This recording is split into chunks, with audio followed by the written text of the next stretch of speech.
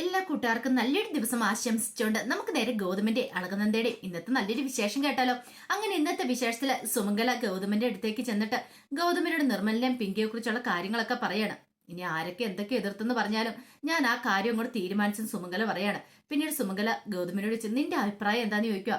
ഇത് കേട്ട് കഴിഞ്ഞപ്പം ഗൗതം പറഞ്ഞു, ഇപ്പൊ എന്റെ അഭിപ്രായത്തിനല്ലല്ലോ പ്രാധാന്യം കൂടുതല്, പിങ്കി അല്ലേ, അവളല്ലേ തീരുമാനിക്കണ്ടേ, നമ്മളാരും അല്ലല്ലോ എന്ന് പറയാണ്. പക്ഷെ എനിക്ക് താല്പര്യമാണ്, എനിക്കും നന്ദയ്ക്കും ലക്ഷ്മിയടത്തിക്കൊക്കെ താല്പര്യമാണ്. നിർമ്മല് നല്ല ചെറുപ്പക്കാരനാ. അത് പിന്നെ അപ്പച്ചിക്ക് അറിയാവുന്ന കാര്യമല്ലേ, അവന് കുറച്ച് പ്രശ്നങ്ങളും കാര്യങ്ങളൊക്കെ ഉണ്ട്. അതൊക്കെ ഇപ്പൊ എന്താണെങ്കിലും ഞാൻ അന്വേഷിക്കാനോ അറിയാനോ പോകുന്ന കാര്യമല്ല. എത്രയും പെട്ടെന്ന് പിങ്കിയുടെ താല്പര്യം കൂടെ അറിയണം, അവരെ രണ്ടുപേരെ ഒന്നിപ്പിക്കണം. അങ്ങനെ ചെയ്യുവാണെങ്കിൽ നിങ്ങളുടെ ജീവിതത്തിൽ, നിന്റെ നന്ദയുടെ ജീവിതത്തിൽ നിന്ന് ഒരു കാർമേഘം ഒഴിഞ്ഞു പോയിക്കോളും.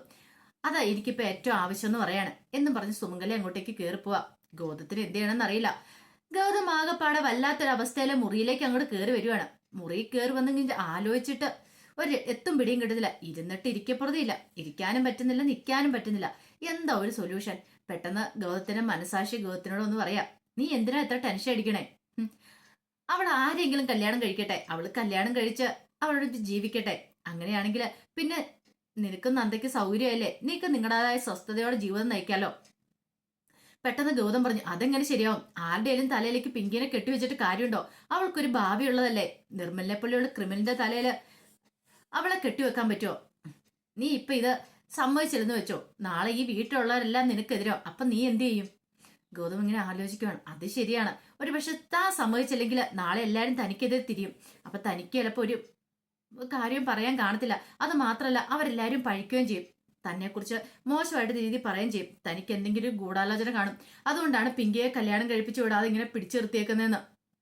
അപ്പൊ എന്ത് ചെയ്യുന്നൊരു കൺഫ്യൂഷൻ ഗൗതത്തിന്റെ മനസ്സിലുണ്ടാവണം. അതുകൊണ്ടാ പറഞ്ഞേ, നീ എത്രയും പെട്ടെന്ന് ഈ വിവാഹത്തിന് സമ്മതിക്കുക. പക്ഷെ ഗൗതം പറഞ്ഞു, എനിക്ക് അങ്ങനെ സമ്മതിക്കാൻ പറ്റുന്നില്ല. എനിക്ക് എന്റെ മനസാക്ഷിയോട് തന്നെ ചോദിക്കണ്ടേ. മനസാക്ഷി എന്നെ ഇങ്ങനെ പറയുമ്പോൾ എനിക്ക് എന്ത് ചെയ്യാൻ പറ്റും? പക്ഷെ ഒരു കാര്യമുണ്ട്, എനിക്ക് ഇതിനെ സമ്മതിക്കാൻ പറ്റാത്തതിന് കാരണം പിങ്കിയുടെ ജീവിതം അത് പ്രാധാന്യമാണ്. ഏതെങ്കിലും ഒരുത്തിന്റെ തലയിൽ പിടിച്ചു കൊടുത്താൽ തീരുന്നല്ല അവളോടുള്ള കടമയും കടപ്പാടും ഒന്നും. ഇതൊക്കെ പറഞ്ഞാലും ഗോത്തിന്റെ ഉള്ളിൽ വല്ലാത്തൊരു ടെൻഷനാണ്. അങ്ങനെ മനസാക്ഷിയുമായിട്ട് സംസാരിച്ചു കഴിഞ്ഞപ്പോ തന്നെ ഗോത്തിന് ഒരു കാര്യം മനസ്സിലായി, തന്റെ മനസ്സ് താൻ പിടിക്കുന്നിടത്തൊന്നും നിൽക്കുന്നില്ല. പിങ്കിയെ കുറിച്ചുള്ള വേവലാതികൾ വരുന്നുണ്ട്. അവൾക്ക് നല്ലൊരു ജീവിതം കിട്ടണമെന്ന് ആഗ്രഹിക്കുന്നത്. ഒരു പക്ഷെ നിർമ്മലിനെ പോലെയുള്ള ഒരുത്തരാണെങ്കിൽ അവൾക്ക് നല്ലൊരു ജീവിതം കിട്ടത്തില്ല എന്നൊരു തോന്നല് മനസ്സിലേക്ക് വരുന്നുണ്ട്. അതാണ് ഇതിനെല്ലാം കാരണം.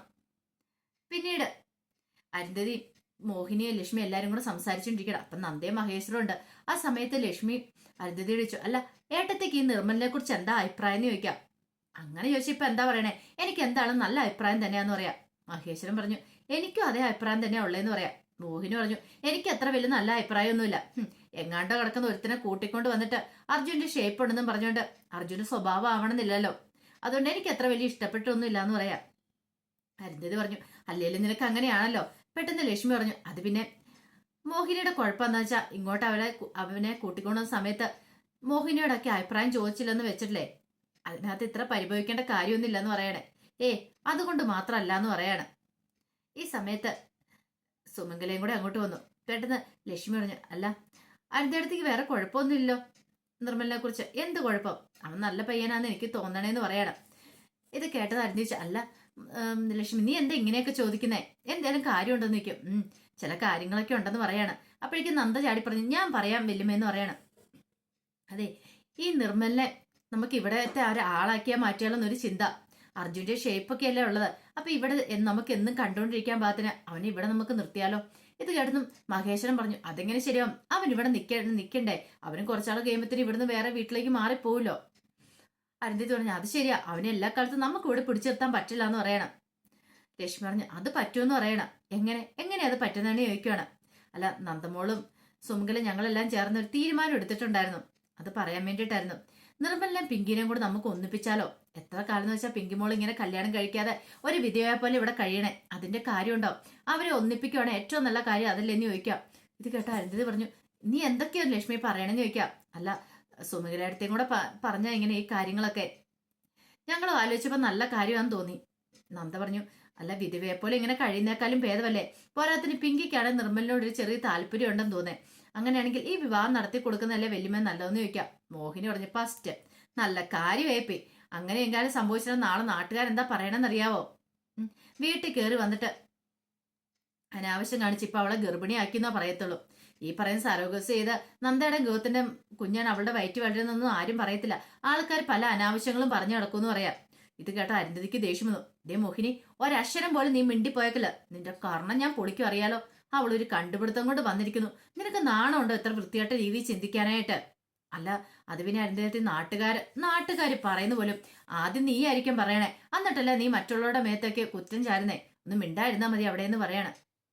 അരുന്ധതി പറഞ്ഞു, അതെ, ഞാൻ ഇച്ചിരി പഴയ സ്വഭാവക്കാരിയാ. എനിക്ക് ഈ പുതുതലമുറയുടെ സ്വഭാവം അത്ര അങ്ങോട്ട് സെറ്റായിട്ട് അറിയത്തുമില്ല. പക്ഷെ പണ്ടത്തെ കാലത്തൊക്കെ എന്ന് പറഞ്ഞാൽ ഭർത്താവ് മരിച്ചു കഴിഞ്ഞാൽ പിന്നെ ഭാര്യ വിധവയെ പോലെ കഴിയണം എന്നാണ്.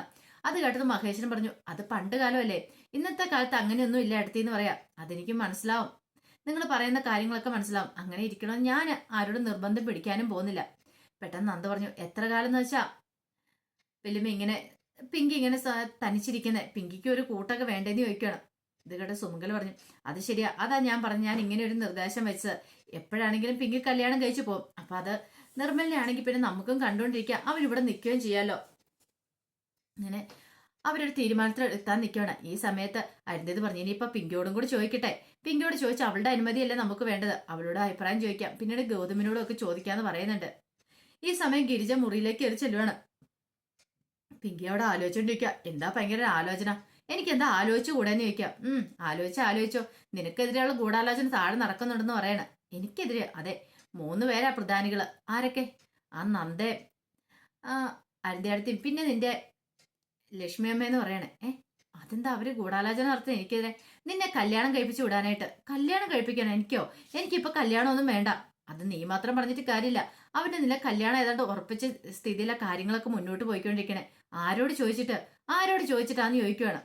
അത് കേട്ടതും ഗിരിജ പറഞ്ഞു, വേറെ ആരുമല്ല അവനെ നിൽക്കൊണ്ടേ ആലോചിച്ചിരിക്കുന്നത്, ആ നിർമ്മലില്ലേ, നിർമ്മലിനെ നിന്നെ കൊണ്ട് കല്യാണം കഴിപ്പിക്കാൻ ആലോചിച്ചേക്കെന്ന് പറയാണ്. പെട്ടെന്ന് പിങ്കിയുടെ മനസ്സിലൊരു സ്ഫോടനം.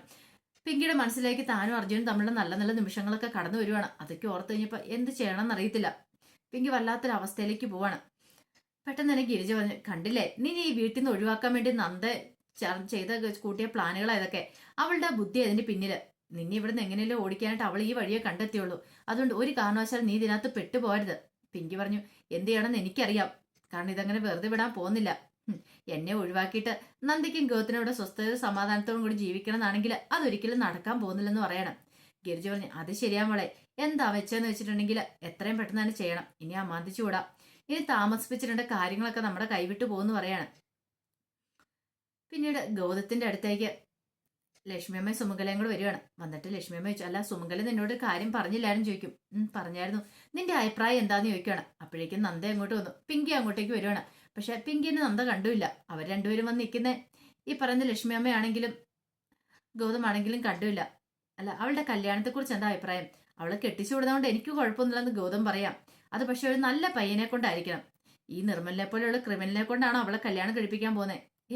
അവൻ ക്രിമിനലൊന്നും അല്ല മോനെന്ന് പറയാണ്. എന്ന് നിങ്ങളോട് ആരാ പറഞ്ഞേ? അവൻ പക്ക ഒരു ക്രിമിനൽ തന്നെയാണ്. പോരാത്തന് അച്ഛന് ആരാന്ന് അറിയത്തില്ലാതെ വളർന്നു വന്നവനാ. അപ്പൊ അവന് അതിൻ്റെതായ ഇതൊക്കെ കാണും. അച്ഛൻ ആരെന്ന് പോലും അറിയില്ല എന്ന് പറയണം. ഇത് കേട്ട് കഴിഞ്ഞപ്പോഴത്തേനും സുമംഗല പറഞ്ഞു, അതെനിക്കറിയാം, നല്ല ഉറപ്പുണ്ട്, ബാലേട്ടൻ അവന്റെ അച്ഛനെന്ന് പറയാം. അതിപ്പം അപ്പച്ചി പറയുന്ന കാര്യമില്ലേ, അങ്ങനെയല്ലോ കാര്യങ്ങള്. അതുകൊണ്ടാണ് ഞാൻ പറയണേ. പക്ഷെ അവനുമായിട്ട് ഒരു ബന്ധം ഒരിക്കലും പിങ്കിക്ക് ചേർന്നല്ല. നമ്മൾ പിങ്കിയുടെ സേഫ്റ്റിയും കൂടെ നോക്കണം. നാളെ ഒരു ദിവസം അവൾക്ക് എന്തെങ്കിലും സംഭവിച്ചു പോയാലോ? അതുകൊണ്ട് ഞാൻ നോക്കിയിട്ട് അവനെ വേണ്ടെന്നേ ഞാൻ പറയത്തുള്ളൂ. ഈ കല്യാണാലോചനയായിട്ട് മുന്നോട്ട് പോകുന്നതിന് എനിക്ക് താല്പര്യമില്ല, എനിക്കിഷ്ടമില്ല എന്ന് പറയാണ്. ഇത് കേട്ടതും നന്ദത് ഞെട്ടി. അവിടെ അവർക്കും ലക്ഷ്മിക്കാണെങ്കിലും എല്ലാവർക്കും വലിയ സങ്കടം വന്നു. പിങ്കിക്ക് ഭയങ്കര സന്തോഷമായി. തനിക്ക് വേണ്ടിയിട്ട് ഗൗതം വാദിക്കുന്നുണ്ടല്ലോ എന്നൊരു ചിന്തയും വരുവാണ്. പിന്നീട് ഗൗതം അവരോട് സംസാരിച്ചിട്ട് പറഞ്ഞു, നിങ്ങളുടെ അഭിപ്രായം എന്താണെന്ന് ചെയ്തോ, പക്ഷെ എനിക്കിന് താല്പര്യം ഇല്ല എന്ന് പറയാണ്. എനിക്ക് ഒട്ടും അത് അങ്ങ് അഡ്ജസ്റ്റ് ചെയ്യാനും പറ്റില്ല. കാരണം പിങ്കിക്ക് ഒരു നല്ല ജീവിതം കിട്ടേണ്ടതാണ്.